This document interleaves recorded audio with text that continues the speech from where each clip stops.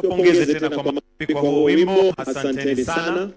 Your Excellency, with your permission to just give some welcoming remarks, allow me to now invite the Principal Secretary, Ministry of Basic Education, Ambassador Professor Julius Bitok, to give some welcoming remarks, and in turn invite the Waziri. Karibu.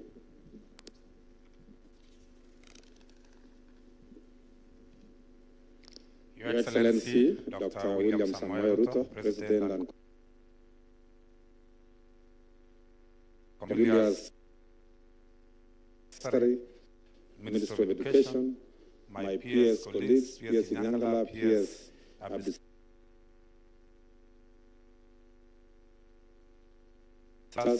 Teacher Service Commission, Vice Chancellors, CEOs, unions, captains of the education sector. Good morning.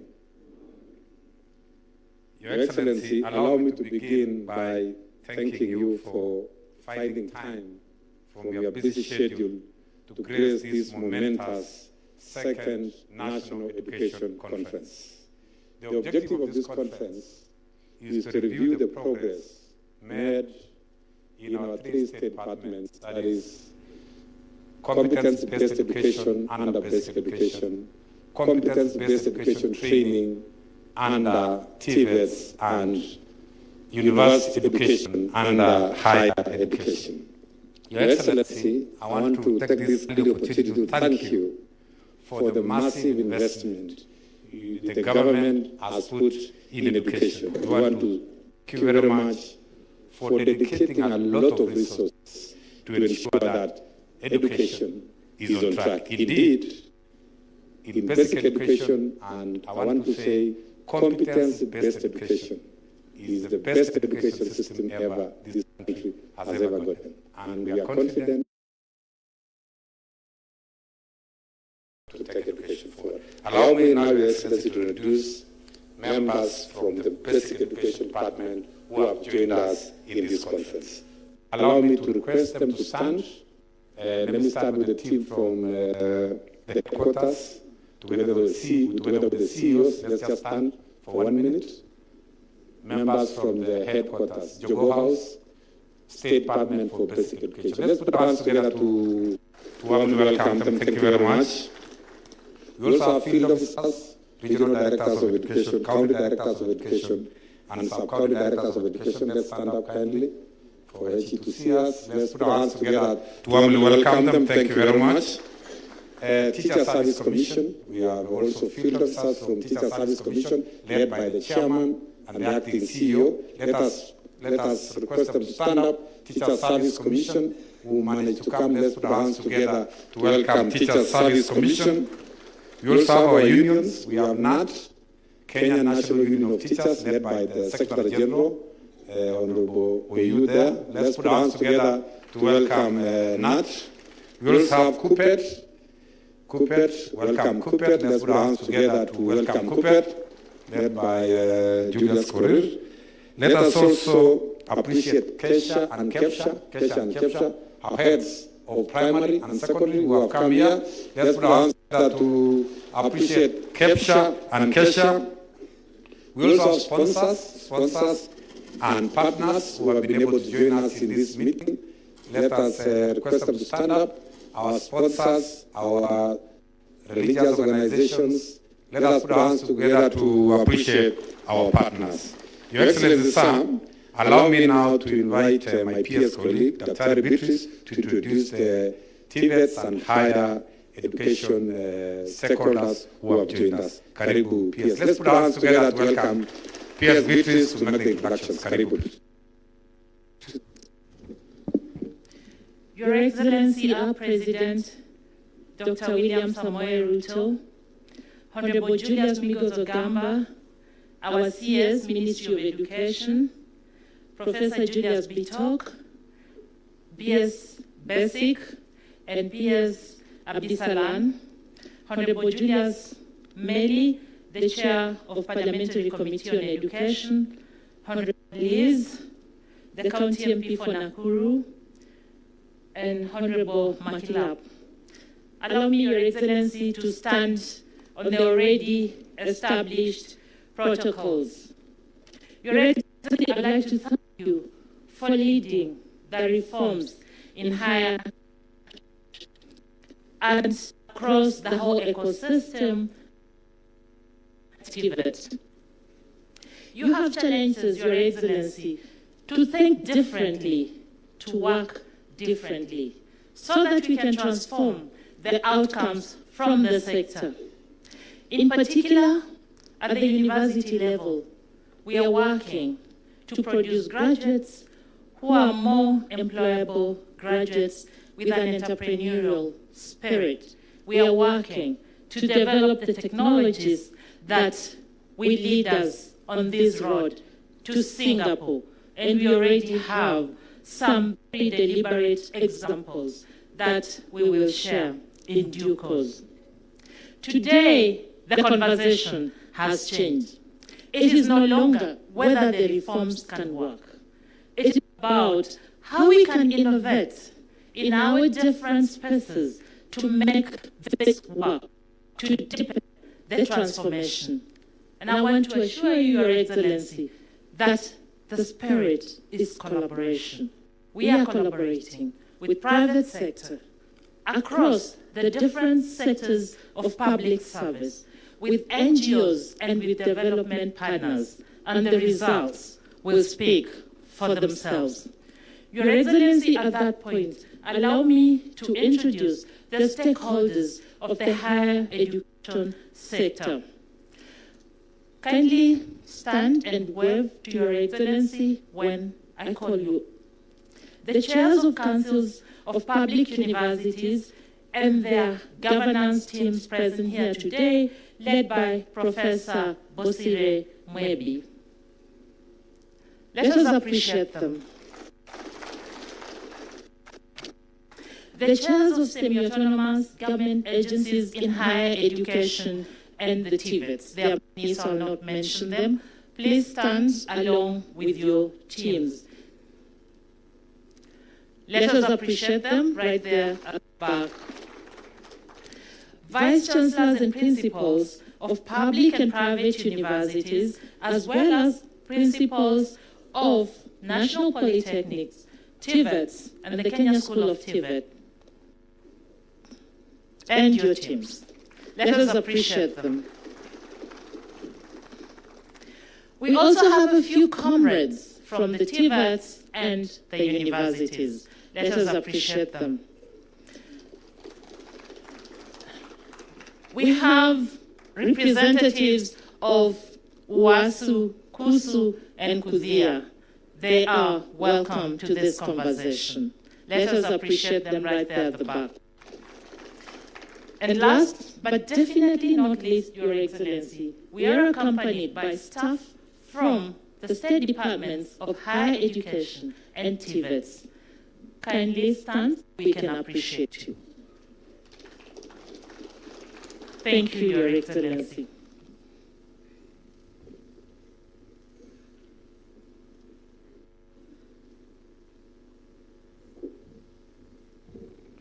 Your Excellency, on behalf of the elected leaders, allow me to introduce the Chair of the Education Committee to be able to introduce the leaders present in a minute before I invite the Cabinet Secretary. Karibu Mheshimiwa Julius Melich. Let's put our hands together as we receive Chair Education Committee, and thank you very much for Parliament helping us to get the resources.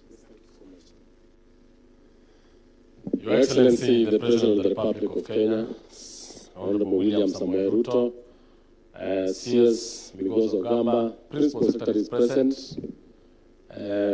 senior government officials present, and all education stakeholders. Good morning. First and foremost, Your Excellency, let me thank you for being education is number one. In what sense? That this conference is the second time we are doing it this time, because it is the time when we listen to the stakeholders and bring the society and the needs as what they have brought before us. I have come before this conference to this morning, but more importantly, to know that National Education Conference is a conference accepted by our Constitution. This is a stakeholders meeting where we share ideas, where we sit together, talk to one another, and make education what we need. Education is the pulse of society. So I've come with my colleague members of parliament. We'll be sitting here. We'll listen to you. We'll want to know how much costings you put into basic education, more so competency education in primary, all the way to the university. We want to know the various pathways and the various issues that you have in terms of human resource, because it is in the House that we have the national pass. So, Excellency, we are here to listen. We are here to also listen to them, the proposals on the legal issues, especially the legal proposals or amendments we want to have in the House to make education effective and to have the leadership of the sector well. So we'll sit through this meeting and we'll do a lot of listening, and at the end of it, we'll be able also to respond to a number of issues. So I'm accompanied by Honorable Liz Chelule, who is the women rep, or the county MP, Nakuru. We have our club. We are also accompanied by Honorable McClub, who is a veteran, who was a veteran teacher, a member of Parliament, Baringo North. Give him a clap. Other members of Education Committee will be joining you, and other members of Parliament, I know that from within this county, and we shall be glad to listen and be able to make our presentations later. I thank you. Thank you so much. Thank you very much, Honorable Meli. Your Excellency, sir, allow me now to invite the Cabinet Secretary, Honorable Julius Migoso Gamba, to make his remarks. Let us put our hands together to invite Waziri. Karibu sana Waziri. Thank you, Professor. Your Excellency, the President of the Republic of Kenya and Commander-in-Chief of the Defense Forces, Dr. William Samoei Ruto, honorable members of Parliament here present, PSS present, my colleagues, ladies and gentlemen, good morning. Your Excellency, allow me to begin by thanking you most sincerely for finding time from your busy schedule to grace this opening ceremony of the second National Education Conference. This conference is a follow-up of the first national conference that we held last year.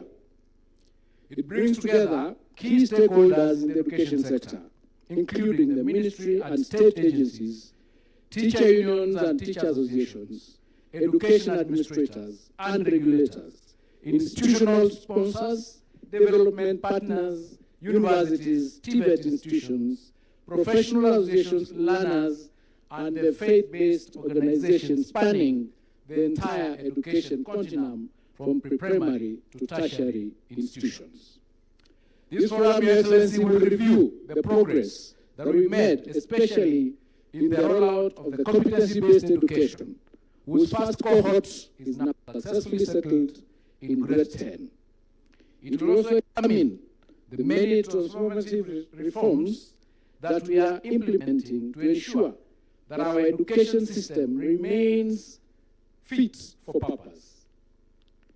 This meeting will discuss authentically about what we are doing in the sector with a view to ensuring that we get the solutions that we require.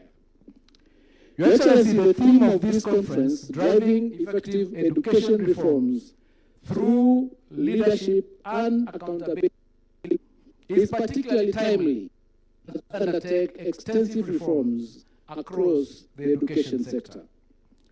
As stakeholders, we have agreed to work collaboratively, identifying changes that arise in our sector.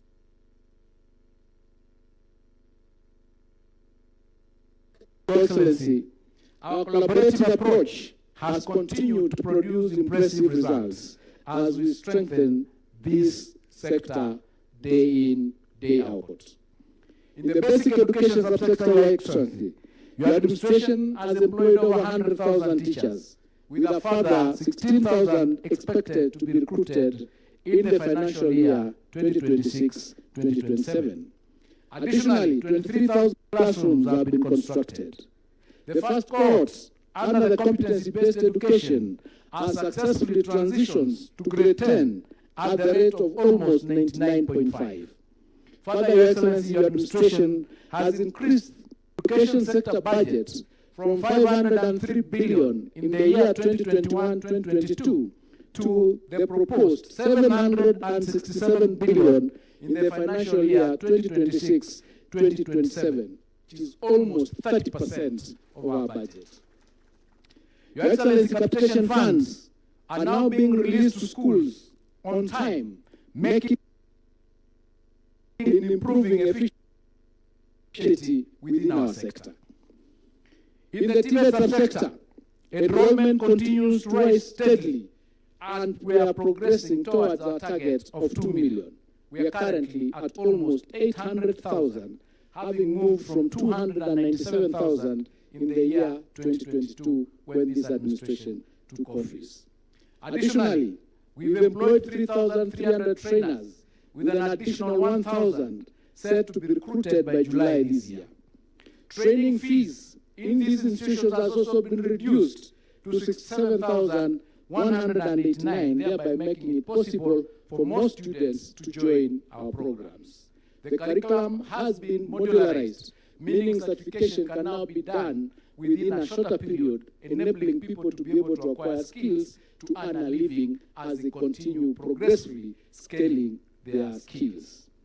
We have introduced policies in the sector that are learner-based or trainee-based. For example, we now have the recognition of prior learning and the dual training policy in place that continues to support our learners. In the higher education subsector, Your Excellency, we've addressed persistent industrial unrest that previously affected that sector by establishing mechanisms for timely engagement and resolution with our unions. The means testing instrument has significantly improved, while tuition fees in higher education has also been reduced by between 15 to 40%, thereby making education in the higher subsector more accessible and more affordable. Our institutions and universities, Your Excellency, are also preparing adequately to receive their first cohort of the CBE learners in 2029. And part of the discussions here today will be how is that going to be undertaken. Your Excellency, leadership and accountability remain the twin pillars of transformation in our education sector. Teacher union associations, education officers, quality assurance officers are working complementarily together to ensure that we receive the responsibilities or we are able to get solutions together. Our collective leadership must therefore remain clear, collaborative, and responsive, and accountable. To all delegates here present, I urge you to engage openly and honestly. Be authentic in your discussions so that together we can develop a practical and sustainable solution basis for the advancement of our education sector. In conclusion, Your Excellency, allow me to once again thank you for the immense support that you continue to provide in the education sector. On behalf of the entire sector, I assure you that we will remain steadfast and committed to ensuring that investments made in this sector yield the desired outcomes in our learners and in our institutions together in our nation. Ladies and gentlemen, it is now my distinct honor and privilege to invite His Excellency the President to deliver his remarks. Please be upstanding as we welcome His Excellency. Asanteni sana.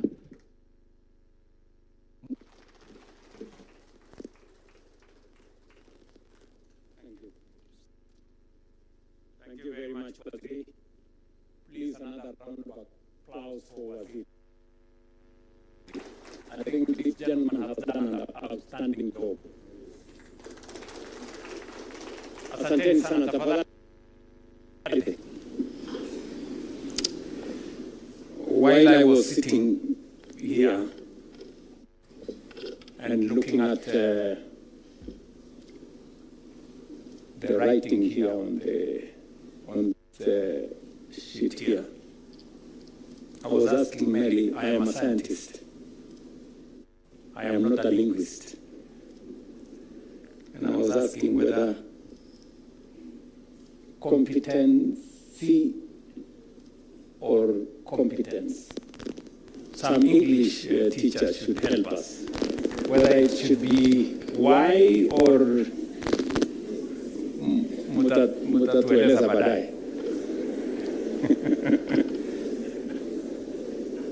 Distinguished guests, ladies and gentlemen, the conversation at this second National Education Conference is of such profound significance to the future of our country that it demands our full, collective, and undivided attention.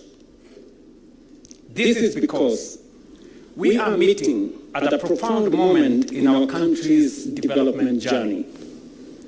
As an administration, we are implementing the bottom-up economic transformation agenda with a clear focus on expanding opportunity, strengthening productivity, and ensuring that no Kenyan is left behind.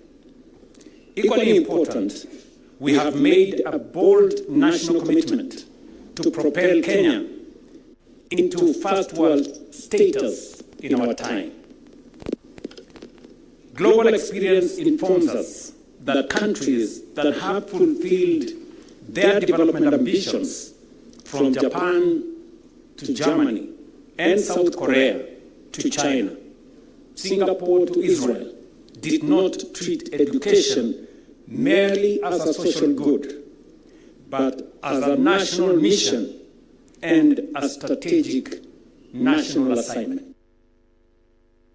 To share 5 broad reasons why education is and must be central to our development agenda.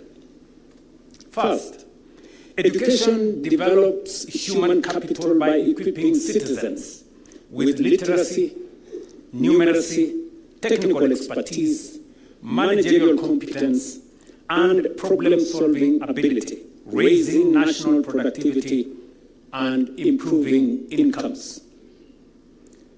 Second, education facilitates industrialization. No country can move from exporting raw materials to building industries in manufacturing, engineering, pharmaceuticals, ICT, agro-processing, or clean energy without a skilled workforce, technicians, scientists, innovators, and many more. Third, education strengthens the capacity of the state.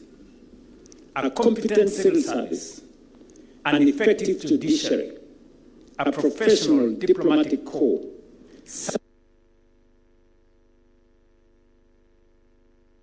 all educated and capable. Education enables innovation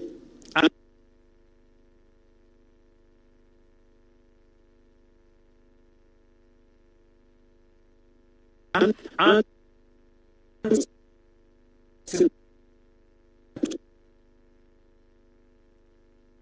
innovate their own. Education transforms societies. It reduces poverty, improves, lowers maternal and child mortality, expands opportunities for women, strengthens social cohesion, and promotes civic stability. In many ways, ladies and gentlemen, education is the single greatest investment a nation can make in managing its present and shaping its future. Indeed, the United Nations Educational, Scientific and Cultural Organization that in developing countries, US dollar invested in education to 50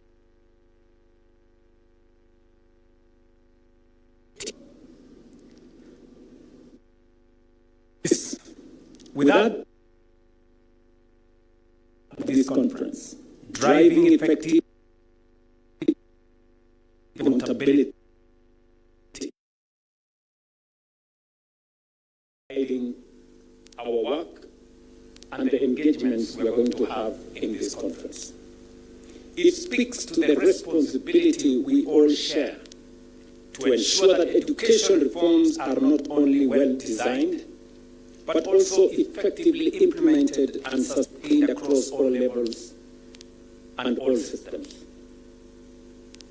Our working education system demands continuous and vigorous evaluation and review to align it with aspirations behind its introduction. This forum is therefore ideal, as it offers an opportunity for candid reflections on the state of our education. It is also an opportunity to assess our successes and reset our priorities. And congratulations to Arsigi and your team for putting this forum together. I know this is the second forum. The first forum I wasn't able to attend, but on being briefed on the engagements in the first forum, I made the decision that I will be coming to this forum every year because of the significance and the importance of not just education, but the need for us to collaborate, harness ideas, correct where there are wrongs, and streamline the whole education program because, as I have said, it is the single most important investment any society, community, or nation can invest in. And that is the reason why close to 30% of our national budget is spent on education, not as a cost, but as an investment.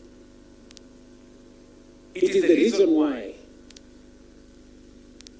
we have progressively enhanced the budget in this sector from approximately 500 billion in 2022 to 702 billion in this financial year and 767 billion in the coming financial year.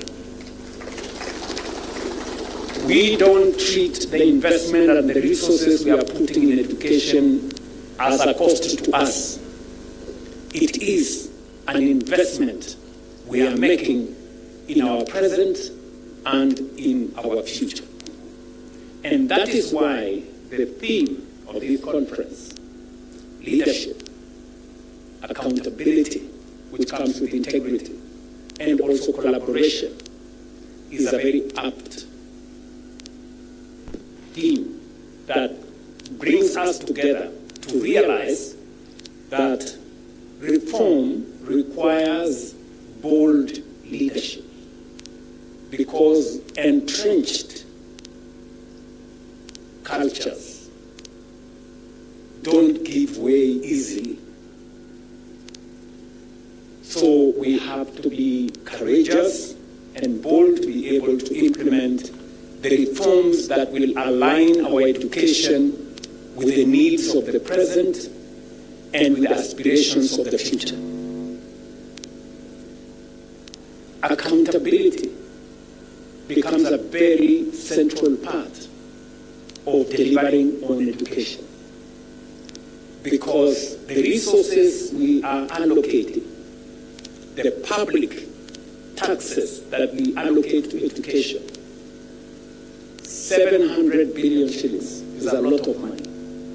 And integrity must be front and center in us delivering on education and making sure that we can account to the Kenyan public on the resources we are spending in education.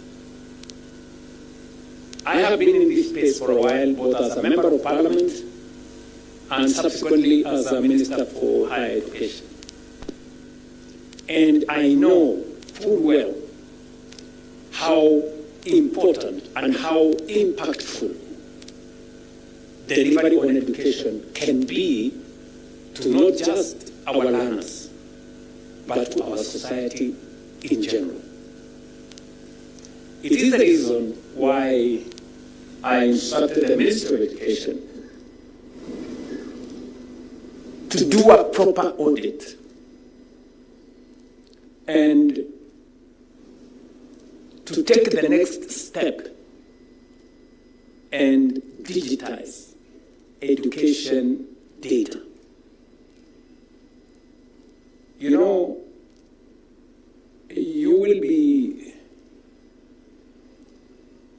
well to know that when we carried out audit and when we decided to verify the numbers of students in primary school, the numbers of students in secondary schools, the numbers of schools themselves, you know, we got to know that there were 87,000 or thereabout ghost students in our secondary schools.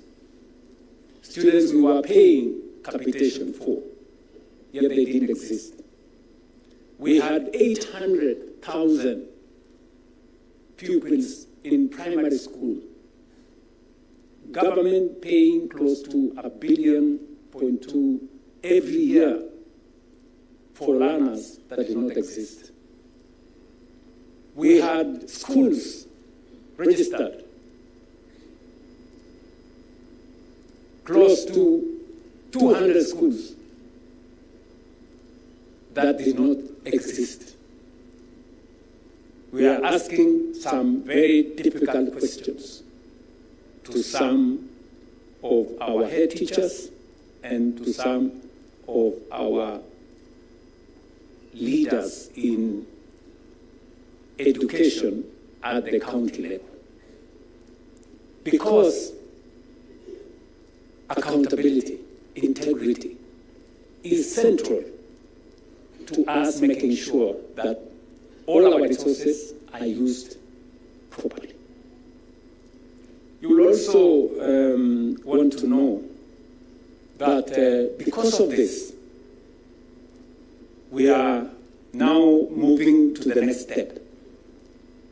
And I have instructed the Ministry of Education that in the next 2 months, we're going to be working with the CONSA Technopolis to make sure that we digitize all the education details of every learner, every school, teachers, bursaries, and everything else, so that we can make sure that through technology, deployment of technology, using digital data, we can easily check on whether we have the right number of students, whether we have the right number of teachers, where we have gaps, and what we need to do.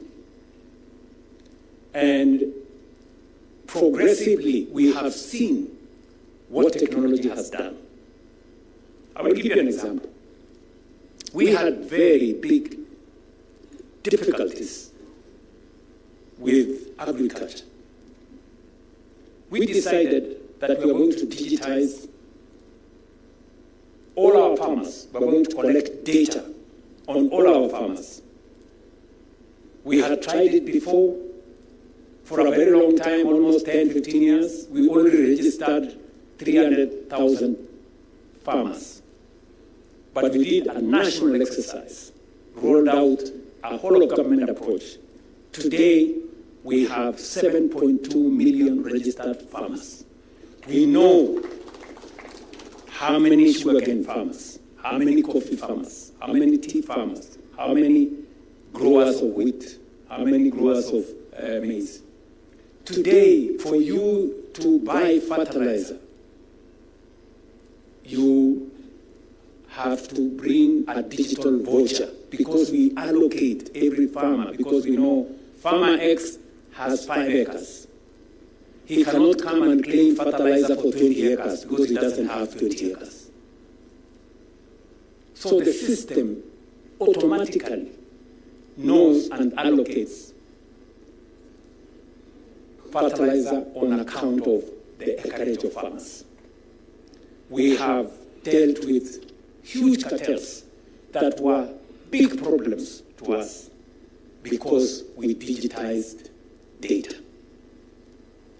I want to encourage stakeholders, from our teachers to boards to parents, for all of us to agree to a digitization process so that it makes it easy for us to deploy all the resources we are deploying, whether it is capitation, whether it is bursaries, and everything in between.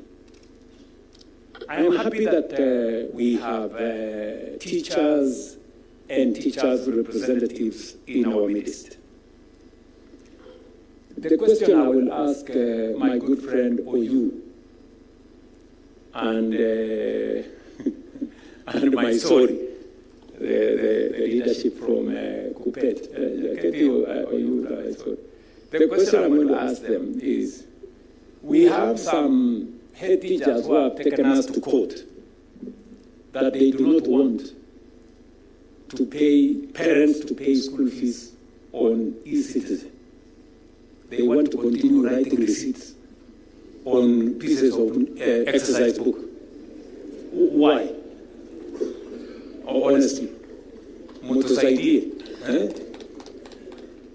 why do you want to continue writing receipts on pieces of paper where nobody, traces your exercise book iliandikwa ilipotea, shule ilichomeka ikachoma na receipt, sijui nini?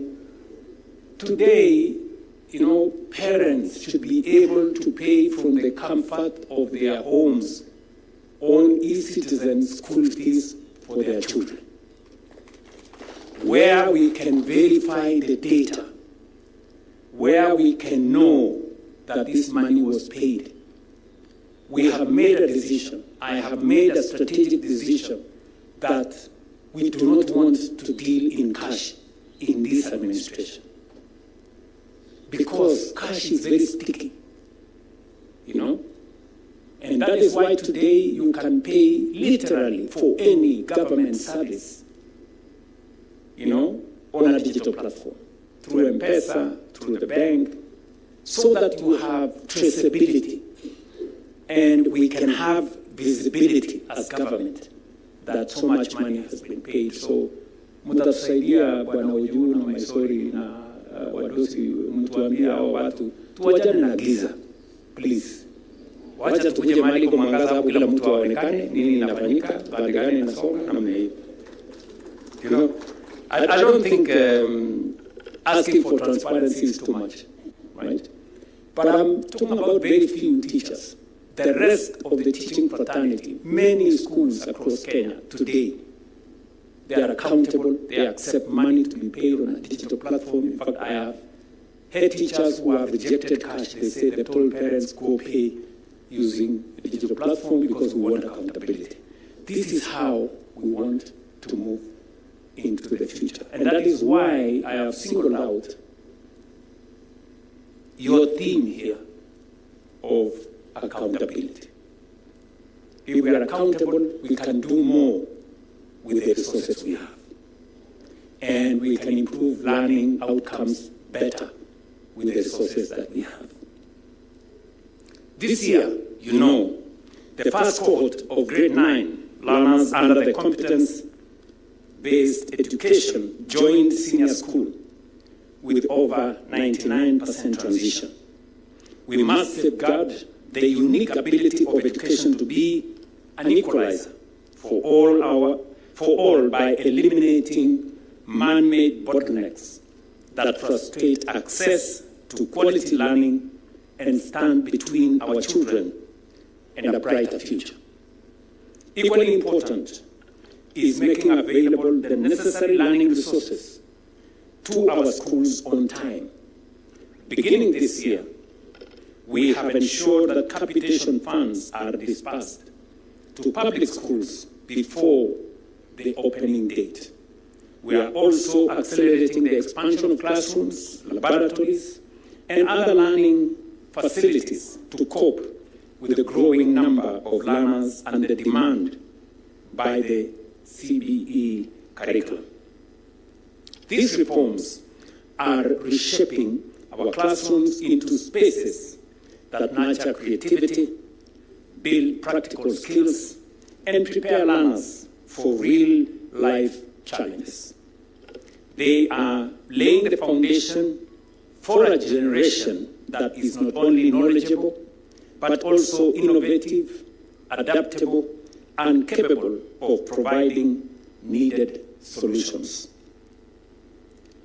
Indeed, even in the face of early skepticism, the results we are now witnessing speak for themselves. Learners who have transitioned to senior school are already demonstrating strong learning outcomes that affirm the soundness of our decision to reform the curriculum. The core competencies and values being inculcated, including critical thinking, communication, collaboration, and citizenship, are evident in how these learners engage with their teachers and interact with their peers. Their confidence, creativity, and a sense of responsibility are clear indicators that we are on the right path. This progress has been driven by deliberate and sustained government action. Since taking office, you've had the statistics as given by Minister Ogamba that we had 4 fundamental challenges in this education space. We had a serious challenge with competence-based curriculum. You all know. Many parents are complaining they are being forced to do homework at night. They are making cars at night, cutting boxes, and doing all manner of things. We had serious challenges with teacher numbers. We had a huge gap of close to 100,000. We could only hire 5,000 teachers every year. We had serious challenges of learning spaces. I will give you an example. In Nairobi alone, we've had to provide additional resources to create more learning spaces in the city of Nairobi. We're building an extra 1,000 classrooms in the city of Nairobi alone, just to make sure that the students, especially in informal settlements, have access to education. We had very serious challenges of the funding model that was more focused on the institution than the learner. We have since corrected all of them. And of course, we have 2 to go. Digitize the whole system so that we improve on transparency and we make it much more easy for decision making. And number 2, I have one last thing that I must do, and that is to sort out a higher education loans board so that we can have clarity. And I have instructed this man, that, and I have put him together with my team. I have given them some assignments that we must finally end up with a predictable, you can sit down on that, with a predictable resources. Because as we move some of our commercially viable programs out of the budget into the National Infrastructure Fund, we want to create space using, resources from the budget, from development partners, to fund more social projects, education, health, social protection. That is where we will concentrate our resources from the budget. Because the rest of the commercially viable projects, we can move them to the National Infrastructure Fund and also to the private sector, building on the ecosystem we have, on public-private partnerships and all the other things we are doing in that space. So we've hired teachers, and I'm sure the teacher representatives here can confirm. It is not a story. True, Bwana you na ndugu zetu? Yes. Yeah. The teachers we have hired in the last 3 years, it would take us 20 years if we hired them at the rate at which we were hiring before. But we made this deliberate because we could see the negative effects our learners and our learning and our education was suffering because of lack of teachers. We built more classrooms, as was said by Waziri, 23,000 and counting. We are building also another 1,600 laboratories across Kenya to make sure that no student, as has happened in the past, gets to a laboratory the day they are doing the exam. You know how sometimes unfortunate it is. And we have reorganized the funding model so that it is student-centered. Through these investments, we are not merely expanding access to education. We are laying the foundation for a more equitable, competitive, and future-ready nation. At the same time, we have continued to invest in teacher development, expand digital learning infrastructure, and align education pathways with national development priorities. I'm very happy that STEM is now a real, program. And I was very happy that the STEM students are up to 60, you told me? We are at? We are now at 52%, heading towards 60. And then we will keep improving so that we prepare ourselves for the future. We must be armed with the human capital that will take our country to the next level. At the level of higher education, we have undertaken bold reforms to ensure that access is fair, transparent, and sustainable. The new university funding model has shifted the focus from institutions to students, ensuring that financial support is provided based on need through a structured combination of scholarships, loans, and household contribution. This approach is enabling more young Kenyans to access higher education while safeguarding the long-term sustainability of the sector. Equally important is the transformation of technical and vocational training. We have positioned TVET as a critical central pillar of our economic agenda by expanding institutions, strengthening competence-based training, and deepening collaboration with industry.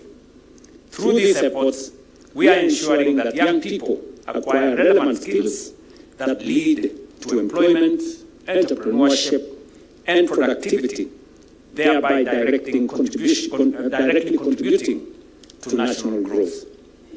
I did inform Migosi and team at the Ministry of Education that technical education, and I had very serious challenges when I was Minister for Higher Education at some point on getting technical education to come to the center of our education and education outcomes.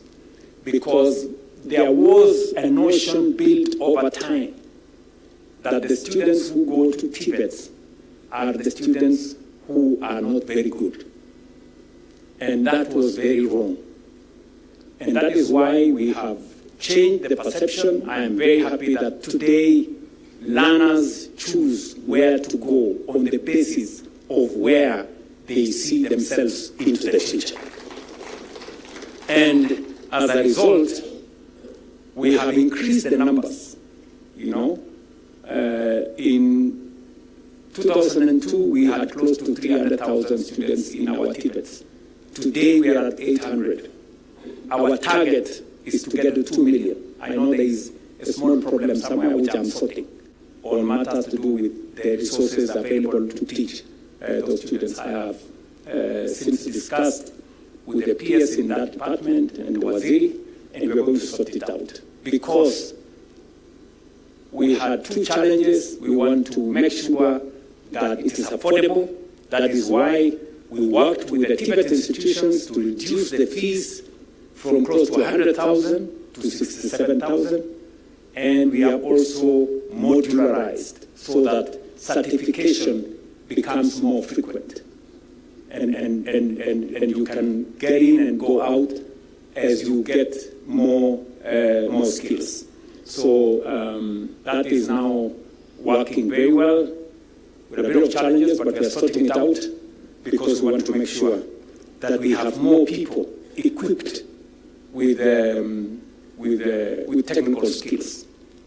We've run into some headwinds, for example, with our housing program. You know, we need more plumbers, we need more electricians, we need more people who understand masonry, and we've had to resort to people who have learned on the job. And that is why we have also expanded the certification through recognition of prior learning, so that people who have learned the skill, who have the skill, they have a shorter runway in making sure that they get certification. The success of these reforms depend on the strength of our leadership, the integrity of our systems, and the effectiveness of our collaboration. Leadership must be exercised at every level of our education system, with a clear focus on delivery and on results. Accountability must guide the utilization of resources and the implementation of programs, ensuring that every investment translates into improved learning outcomes. Collaboration must bring together government, educators, communities, and partners in a shared effort to transform education. And that is why this forum is very significant and very consequential. It brings all of us together so that we can listen to one another, sample the ideas that we have, improve on what is not working, change what is not working, improve on what is working, and tap into better ideas on how to take this forward. We all agree that this is a space that is evolving because society is evolving. There were courses that were not part of us a few years ago that now must be central to how we move forward. And therefore, we cannot afford to stay static when the needs of society, when the needs of industry are changing.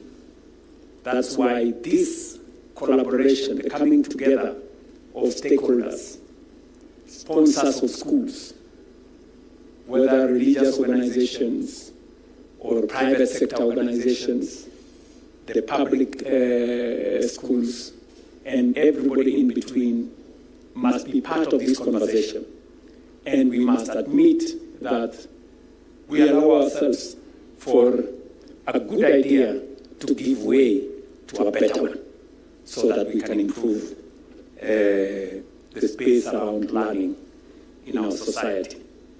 I have also stated that as we go forward, we are going to put more resources in science, research, innovation, and technology.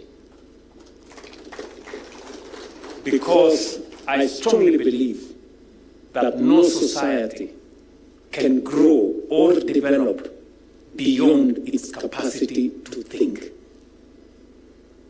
You know, and we ourselves to, get the best minds to think for us, to innovate, to research, so that we can improve on the knowledge that we have, we can create new knowledge, and we can use knowledge to drive our development.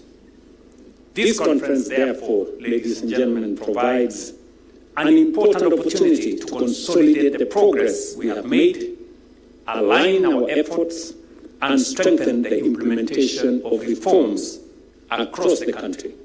It is a platform not for finger pointing, not for accusing one person against another. It is a forum for us to think together and to work together. The common good of education is at the center of this. It is a platform to generate solutions, share experiences, and reaffirm our collective commitment to delivering an education system that works for every learner and for our nation.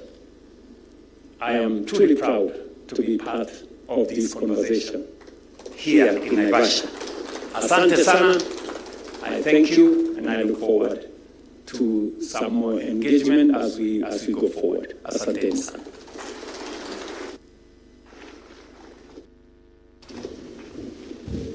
Another warm round of applause for His Excellency, please. And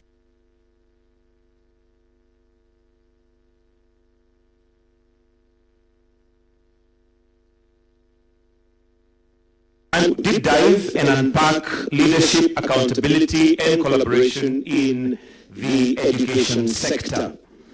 And Your Excellency, the good book in the Bible tells us in Ecclesiastes chapter 9, verse 11, that to everyone there will be a time and a chance. The time and chance that we have as individuals and given an equal playing field is in the education that we receive.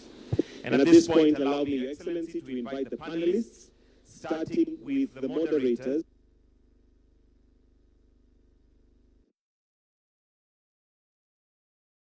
Come and take their positions in the most outer seats that we have, followed by Reverend John Gatto, who is representing the religious sector. And we know that we do have quite a number of religious organizations that have stake in the education sector. Let's have Nat Secretary General Collins Oyu will also come on stage, followed by the CS Education. I'll repeat that. We have the two moderators, Emily Chebet and David Muchungu. Let's have Nat Secretary General Collins Oyu, together with Reverend John Gatto, also the chair of VCs, Professor Mugendi, to please join in that panel, the CS. And finally, we'll have His Excellency, the President, joining us. Do we have all? Chair of VCs, Professor Mugendi. Then finally, His Excellency, the President.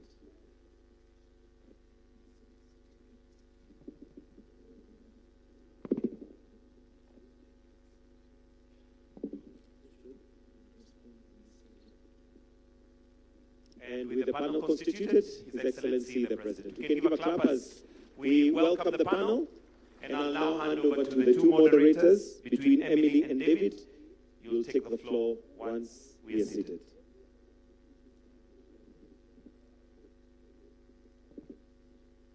We can take our seats. Over to you. Your Excellency, the President of the Republic of Kenya, and all protocols observed. Good afternoon. Sorry, good afternoon, right? Yeah, so thank you so much for this opportunity, and we welcome you to this very interactive session where we want to go deep and understand what really is happening in our education sector. So just to go straight into it, first of all, we want to understand why this is important to the government, and I would want to stand with the Excellency, the President. But I think for us to actually get to everybody else, why are we here today? so that we can get into it, and then a few rounds of questions from myself and my fellow panelists to go ahead. So, Mr. President, it is 10 years into the competency-based education. You said competence-based, but I also agree that competency with a hyphen is correct. I am not also a linguistic, but that could be correct. It is 10 years into it. What is the government really can say is proud of 10 years into it? Is that question to me? Great. Now, let me say this. Having been Minister for Higher Education at some point in my career, it was not lost on me how central education was to the development of a nation, and how education could influence all the other sectors of society. Why are we here? We are here because education is the single most important investment any society or nation can roll out. It's the single most important investment. The development of our human capital is the single most important to a nation. From the position I sit in as president, if there is one very important thing is to have an educated, informed society. Number two, we are investing close to 700 billion, 28% of our budget. If education was not important, we wouldn't be investing that amount of money. And number three, we have close to, how many million learners was it? 11 million learners, our children, in this space. And therefore, the coming together of these stakeholders, sponsors of schools, managers of schools, education leaders, government, to bring together our ideas, as I said, to refine what is working, to change what is not working, to improve, and to uptake new ideas is a very central part of the development of education. We've had instances where people take to podia in political rallies, in church meetings, in funerals, in weddings, to say all manner of things about education. This forum here gives us an opportunity not to talk at each other, but to talk together, to talk to each other, and find solutions on how we go forward together. So that is why I think this forum is very important and significant. And let me just jump in before you put down your microphone, Your Excellency, is that the reason I'm asking why we are here is because there's a feeling that sometimes government is speaking to itself. Because the reality sometimes on the ground, let's talk about transitional grade 10 learners. You just talk about 99 point something percent. But when you look at it, until yesterday, we can still see some learners who are still stuck at home. So do we have mechanisms where the government is actually getting the real data, say from the village elder to the sub-county director, and everybody else, so that we cannot be sitting and maybe just talking to ourselves in this room? Precisely the point. That's why we have this meeting. We want to know from the stakeholders here. If, for example, we say we have hired 100,000 teachers, can OU here and the good people from Quebec, can they confirm that is the case? When we say that we have built learning spaces, is that the case? when we say that we have changed the university funding model, is that the case? Do we need Professor Mugendi and team? Can they confirm to us that that is the case, or are we talking to ourselves? That's the reason why we're here. And I think that is a very progressive way of engaging rather than finger pointing and making statements sometimes that are not verifiable. Thank you, Mr. Budget. That's my point. Go ahead. All right. Thank you very much. I would like to direct my question to the Cabinet Secretary, C.S. Ogamba. When the CBE, or CBC as it was previously referred to as, when it was being introduced, it was benchmarked with curricula in countries like Canada, Singapore, Finland, and the like. Are we on track in the way we're implementing CBE to match those countries so that we may get to their development levels?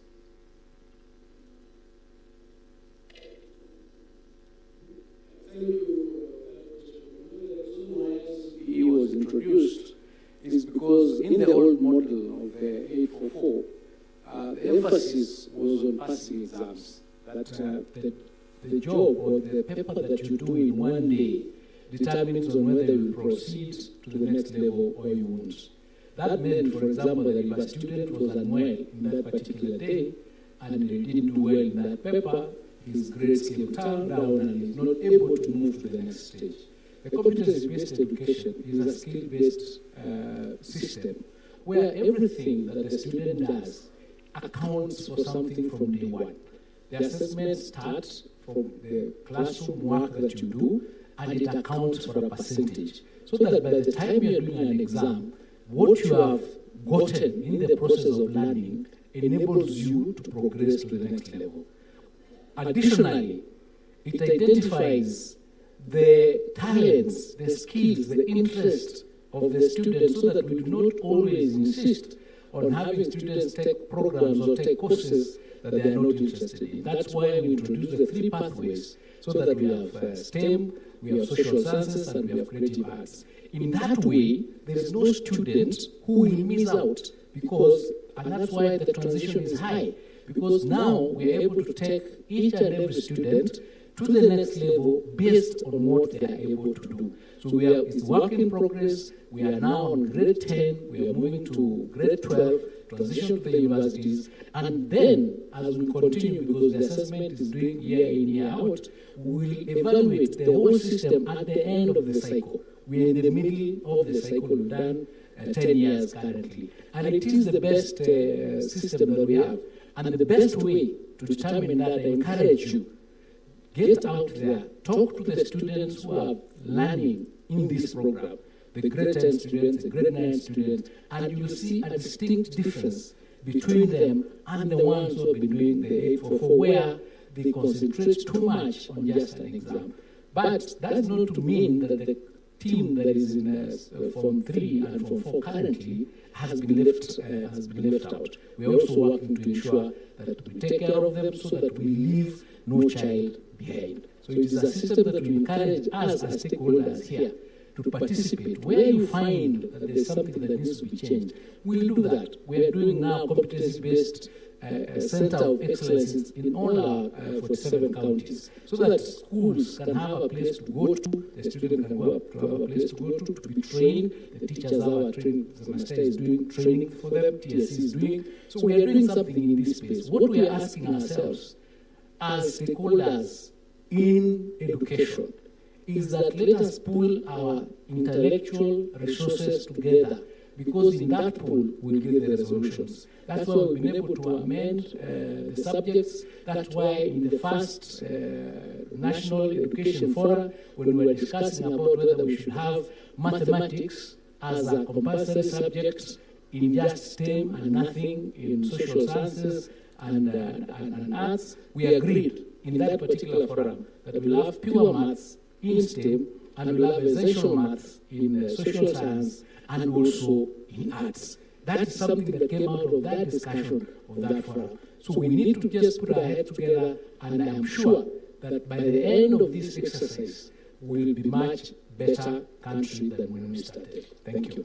Yes, before we put down the mic, I asked about benchmarking with other states which are doing very well, and especially because of resources. Because resourcing education is very important. The capitation for primary schools has never been reviewed since it was introduced in 2003. It remains at 1,420. The one for free-day secondary schools has never been reviewed since 2018. So, and there has been inflation and all that. Are the resources still enough? We don't have laboratories in junior schools. That question. You know, this country has invested heavily in education. The international standard in investment of education is 20% of the budget. This country invests 28% of the budget in education. We are already above international standard by 8%, and we are continuing to increase that. The amount that is being paid for the capitation for primary school has moved from 1,020 in the year 2002 to 1,420 in the year 2018 to this July when we'll be moving it to 2,300 per student. Junior school was introduced in this competency-based education, and we are giving them 14,240. Now, junior school is in the same place with primary school, meaning they share facilities. So in terms of the money that is used for primary school vis-a-vis the money that is being used by junior school with students in the same space. For example, if you are paying a watchman, you are not paying a watchman for junior school and paying another watchman for primary school. You are paying for one person. That means these resources are being utilized, and therefore, in reality, we have increased the amount of primary school substantively. Number two, we are doing now this verification exercise that we've done. Initially, we had an overestimation of the students. So the numbers that are sometimes gotten out there, you are still using the calculation of the earlier enrollment to state that, for example, you are not meeting the 22,000. The numbers have come down because there was an increment, an over-exaggeration of the numbers that we had. And that's why His Excellency is saying, we digitize, we get to know exactly how many students do we have, how many teachers do we have, how many primary schools do we have, how many secondary schools do we have. And within those resources, with accountability and prudent use of the resources that we receive, we will be able to ensure that our students have the necessary infrastructure, the necessary human capital to keep them moving in that direction. So we have done a lot in that space, and I think from where we sit, even benchmarking with the West, we are moving that much faster than they did. Thank you. Maybe just to add just one or two things to what Waziri has said, especially to your question as to the countries we benchmarked with. You know, it's a very progressive question. Of course, we benchmark with different countries, and there are aspects we emphasized from one country to another. And then also we customized for the Kenyan situation, because it's not exactly what those other countries are. There are differences. So we have customized for our own space. But I sat where my good friend Julius sat once, and I will give you my personal experience. When we were reforming, you know, the Tibet sector, we took into account, for example, that the system that was there, because many people ask questions about the competence-based learning. I am a very solid believer in CBE, very solid, from experience. Why do I say that? I say that because when we were reforming the Tibet space, we used to have so many failures. You know, a Mason fails the exam, not because they don't have the masonry skill, it is because they failed English. So we ask ourselves, why are you forcing this mason to pass English when his skill is masonry? You know?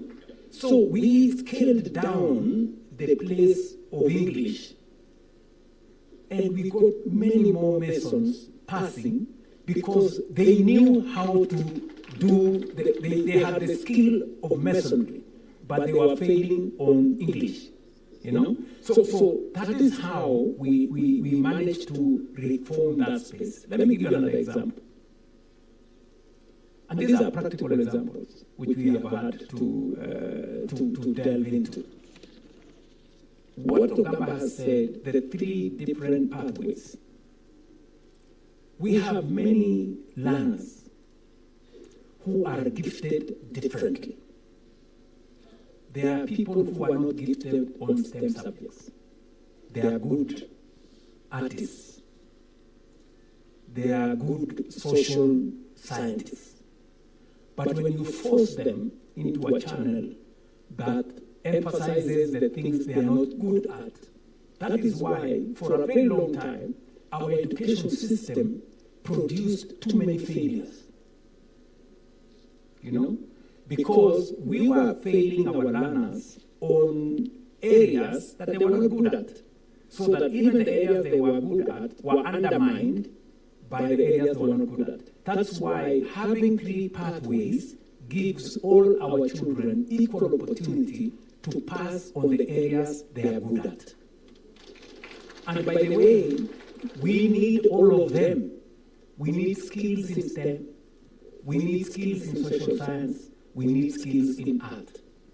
They complement society. They make us the society that we are. And that is why competence-based learning is the correct thing to go, the correct education system for us. Let me conclude by saying that, and it's good for us to speak, a bit of experience, because we've been in this space for a while, really helps. And I'm sure the teachers who are here will know that. There was a very big focus on passing a single exam. A single exam determined whether you were a failure or you passed. And that is why exams became a life and death issue. That is why exams were so militarized. There were policemen everywhere, intimidating children, making the whole place, tense, and even affecting the outcome of learning itself. That's why competence learning builds on the learning experience and the learning curve of the student. Every stage accounts for the final exam, so that the final exam becomes important, but what you have gone through is equally important.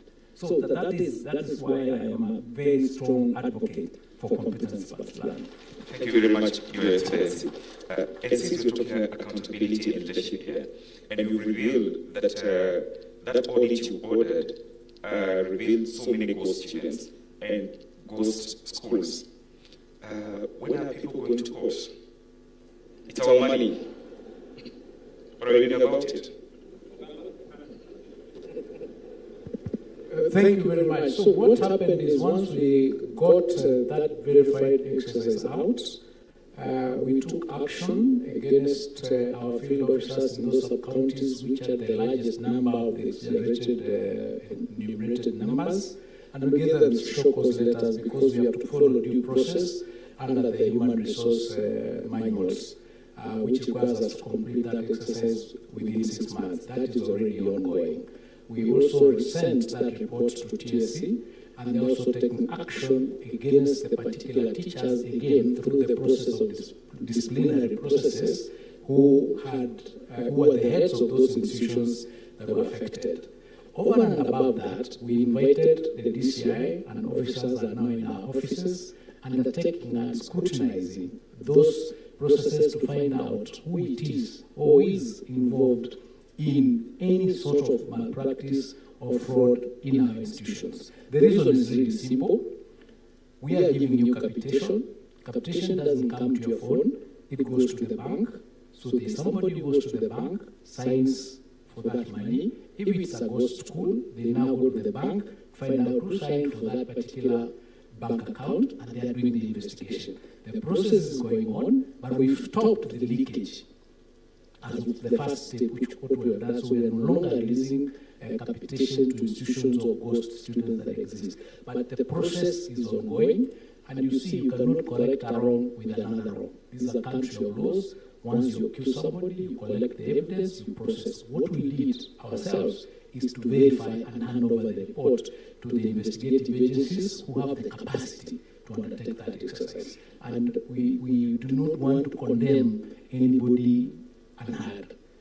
The relevant culprits will be called, they will write down statements, and then they will be taken to court. But believe you me, they are going to go to court, and we are going to recover those resources using the asset recovery system, because they are there, they are known. Maybe where my colleague left, Waziri, you talked about the laws and the processes. You have been talking about the school fees and no extra charges, but we have seen schools charging school fees. It remains pronouncements, and parents are still paying. So what is being done? And what are these channels that actually a parent can use, either not to pay that fee because it is illegal, or the actions taken against those principals? And also the question, maybe the important thing to clarify is that, is it that the principals find the money that the government is giving too little to use, hence they need to charge extra? Let me start by responding to your last question, where the argument has been that the money is not enough.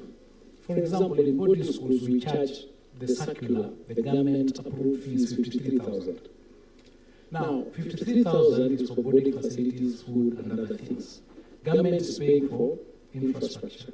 Government is paying for the teachers. Government is paying for the books.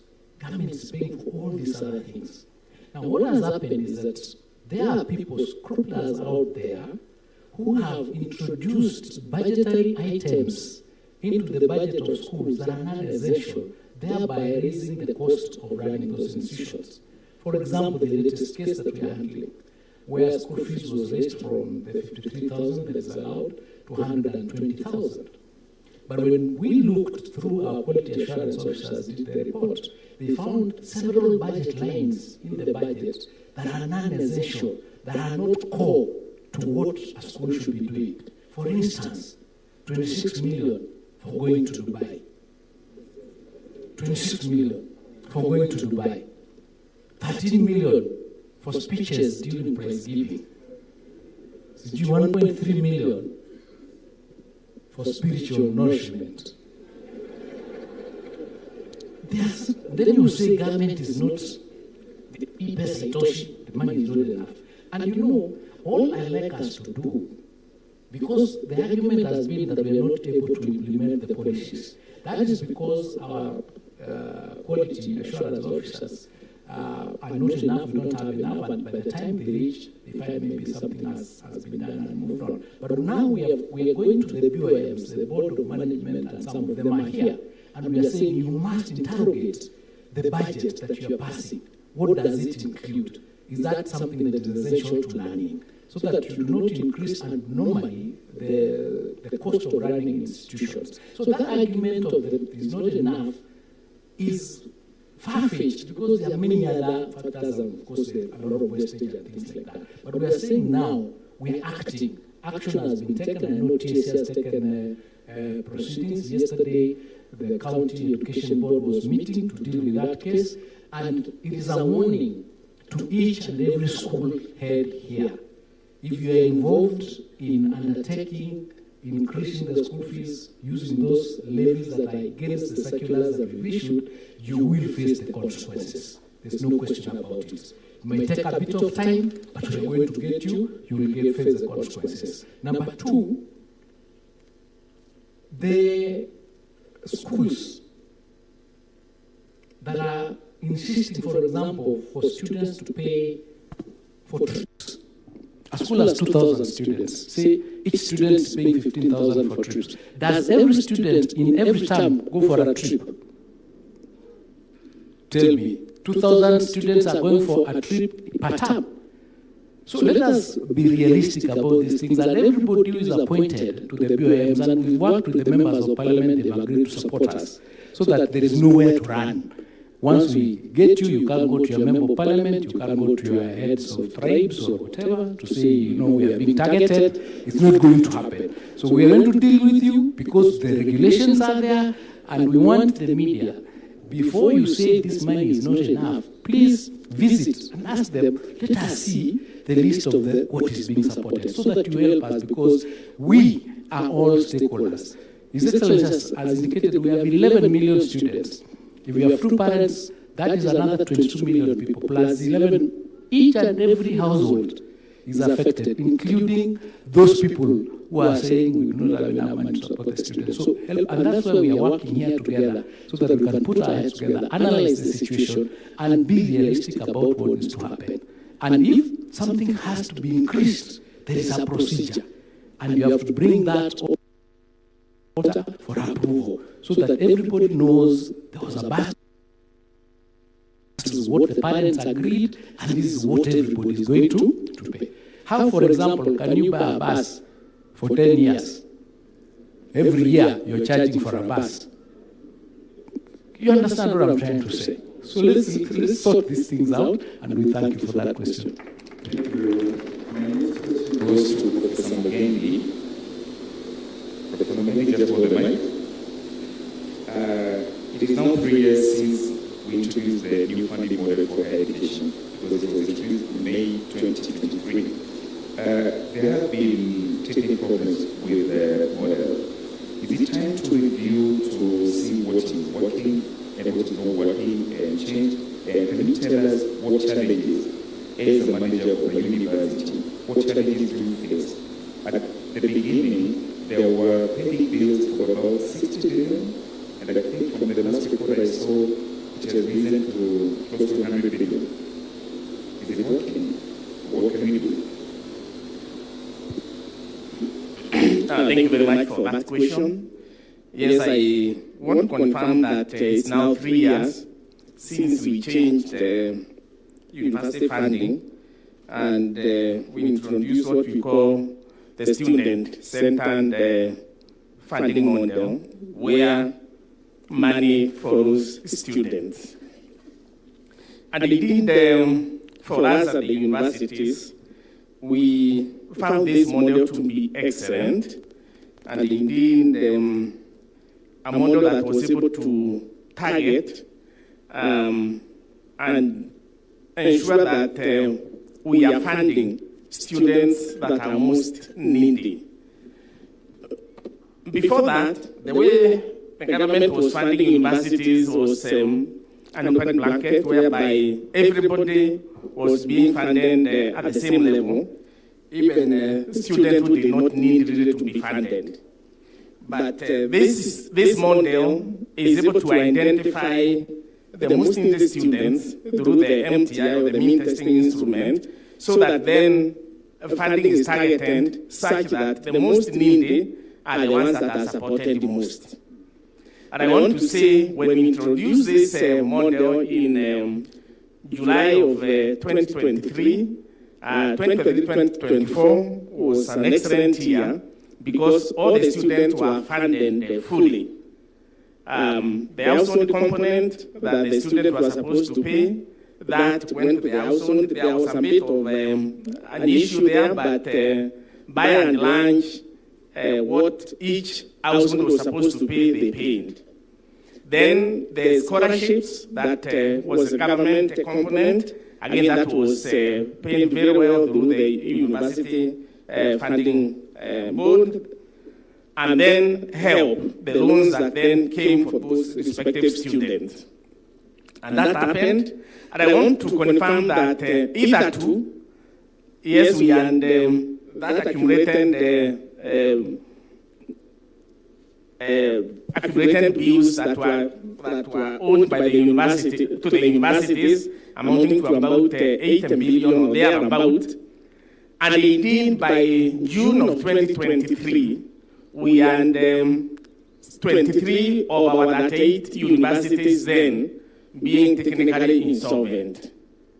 But when we introduced this model in 2023, by 2024 June, 13 universities had come out of that insolvency, and we were doing very well. So we were only left with 10 universities that were technically insolvent, 10, and the hope was that in the coming 2 or so years, then we'll be able to get even those that were in that ICU, so to speak, out of it. So I want to say that the model is working. It's only that we need to look at then how we are funding this going forward. But to us, it's a very excellent model. And we want, as Vice Chancellors, we want to thank the government for really supporting us in this area. And moving forward, we will make it better. Indeed, we are doing that. We have a committee that is continually working to ensure that the model is refined and working as supposed to. Thank you very much. Thank you very much. And I would like, maybe as a follow-up to that, Your Excellency, because it's still about funding higher education. Currently, HELB has a funding gap because it was allocated 41 billion against a requirement of 74 billion. And then the scholarship component requires 29 billion, but was allocated 70 billion. So we have a gap, meaning that there are students who are not funded, or the money is spread across, so the students are not getting adequate funding. What are you going to do about this, sir? Thank you very much. I think just to give the broad view of where this was. In 2022-23, the total money that went to universities was about 45 billion. We have since increased that amount to 82 billion in the last budget. Almost double the money going to universities.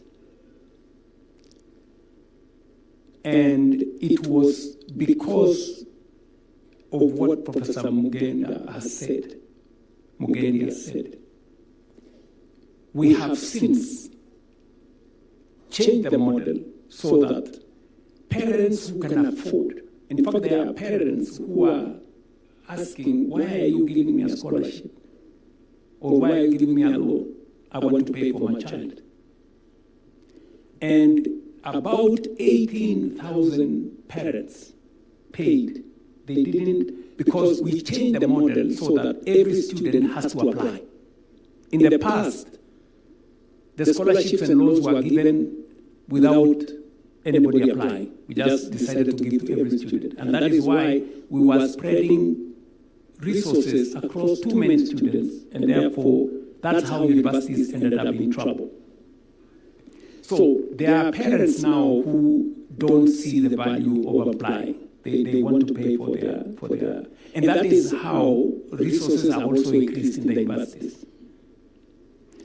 Number two, there were, as Professor Mugendi said, 23 universities that were technically insolvent. They couldn't pay lecturers, they couldn't pay suppliers, they couldn't pay statutory payments, NHIF, NSSF, and all that.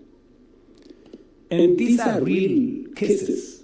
You know, for example, Egerton University in this very county was paying half salary to their lecturers, you know, because the thing was just not working. Today, that has changed. I was, for example, at Cooperative College. You remember, And I asked the Vice Chancellor, and I told him, please tell me what has changed. And Professor, I think it's called Kamau or somebody, Professor Kamau told me, Mr. President, I can now pay my salaries, I can now pay my suppliers, and I can also pay taxes. Because the model has brought in more resources from government and more resources from parents. So we just have to be realistic with ourselves. The parents who can afford to pay, we give them a chance to pay. The parents who cannot afford to pay, we assess them. That's why the means testing instrument, so that the parents who need more scholarship, we give them more scholarship. The kids who need more loan, we give them more loan. But I agree with you that we haven't quite solved the problem. The gap still exists. And that is why you heard me say earlier that because there still exists a gap, we've solved half the problem. In fact, the model is not what we did in 2023. We have since reviewed it in 2024. We have reviewed it in 2025. We've even brought in students from universities to come and sit down with other stakeholders to look at the model. And we've even picked suggestions from students that maybe this would be better than the other. And we brought them on board. And we've made this, not us versus them. We've made it a collaboration. And that's why I like even this meeting. It's about us talking together. So there is still room. And that is why I said when I spoke here that I have instructed this good man, Monari, and my team to sit down because the requirement is still heavy. And maybe the budget alone cannot solve it. And that's why I'm looking at what other ways are we designing to make sure that we can fund education fully, we can fund health fully, and we can fund all the scholarships fully and all the loans fully. It is also the reason why I persuaded this country that let us have a national infrastructure fund, because there are items today in our budget that can be funded differently. They do not need resources from the budget. There are items that really should sit in our budget, and these are the social aspects, education, health, so that you will see in our next budget, because now we have the National Infrastructure Fund, we're going to enhance resources going to health, and we're going to enhance resources going to education, because some of the items that were occupying that space in the budget, we will now move them into the PPP framework, the National Infrastructure Fund, and that kind of thing. So, you're right, there are still gaps. But we have gone halfway, done with the problem halfway. We still have some homework to do, and we are working on it. Report to Monari.